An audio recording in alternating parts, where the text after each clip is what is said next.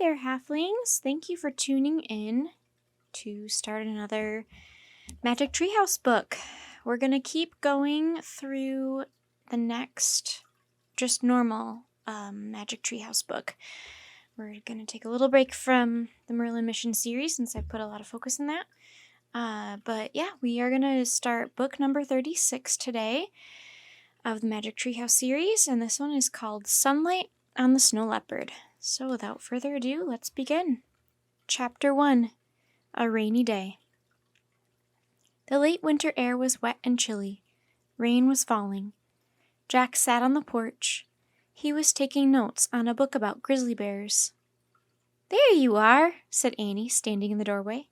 "Yep, here I am," said Jack, still writing. "It's raining," said Annie. "Yep," said Jack.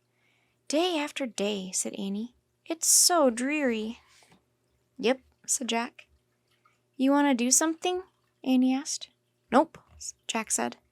"We could make mud pies," said Annie. "Right," Jack said without looking up. "Or help worms cross the road," said Annie. "Good one," said Jack. "Study raindrops through our microscope," said Annie.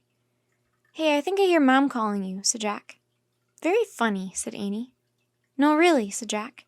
He covered his mouth and faked their mom's voice. "Annie!" Annie laughed. She stepped up onto the porch and looked at the falling rain. "Whoa," she said after a moment. "I think I really did hear something. It wasn't Mom, and it wasn't you." Jack looked up. "You're kidding, right?" he said. "Nope, not kidding," said Annie. "It's calling us." "Oh man, you were right the last time that happened," said Jack. He closed his notebook and stood up. "Okay, you win." "Yay," said Annie. She disappeared inside the house. "Mom, Dad, Jack and I are going for a walk." "Okay, but be back in 20 minutes for an early dinner," their mom called. "You'll need rain boots and raincoats," their dads shouted. A moment later, Annie came back with 2 pairs of rubber boots and 2 slick yellow raincoats. She and Jack pulled them on. Jack put his notebook and pencil in his pocket. He and Annie left the porch and ran across their soggy yard. They started up the sidewalk, splashing through big puddles. Cars swished past them in the rain. Soon, Jack and Annie crossed the street and headed into the Frog Creek woods. Their boots squished over the wet ground. They made their way between the bare trees until they came to the tallest oak. "Yay, I heard right," Annie said. "Yep, you did," said Jack. The magic treehouse was back. It was tucked into the highest branches. Annie grabbed the rope ladder and started up. Jack followed her. The treehouse was damp inside. A small book was lying in the corner. Annie grabbed it. "It's a tourist guide," she said. "Cool, so where are we going?" asked Jack. "I hope it's warm and sunny." "Forget it," said Annie. She held up the book. The cover showed snow-covered mountains. The title was Hiking in Nepal.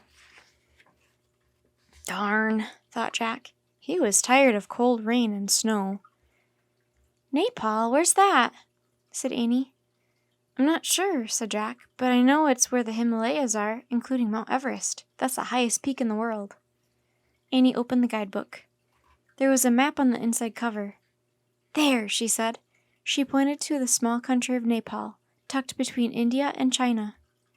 "We've been to that part of the world," said Jack. "I know," said Annie.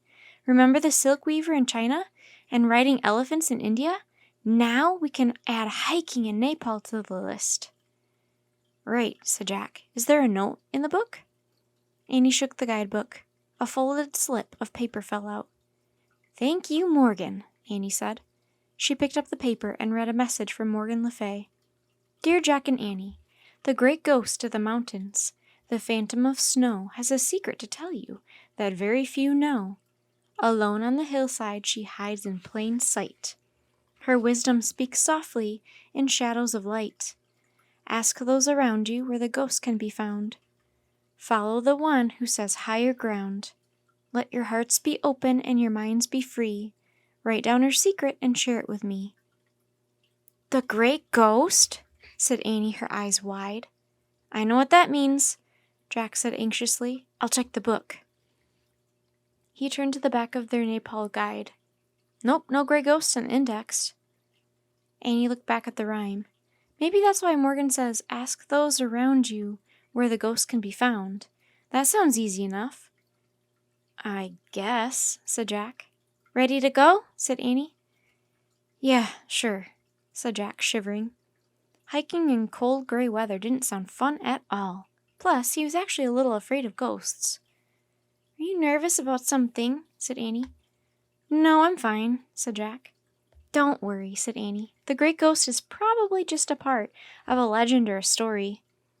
Jack felt a little better. Okay, let's go for it. He pointed to the cover of the Nepal guide. I wish we could go there, he said. The wind started to blow. The treehouse started to spin. It spun faster and faster. Then everything was still. Absolutely still.